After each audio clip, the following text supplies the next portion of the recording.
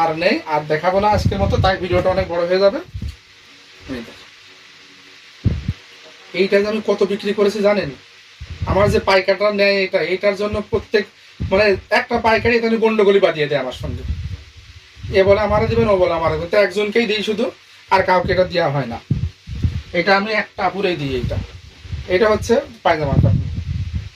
এইটা আমি আমার পেজে দেখাইনি, এইবার মনে হয় প্রথম দেখাচ্ছে আজকে। এই হচ্ছে এর অন্য, এইটাও 3250 টাকা। এটাও থাকছে 3250 টাকা, 3250। কাপড় বেক্সি ভয়েল, কাপড় বেক্সি ভয়েল।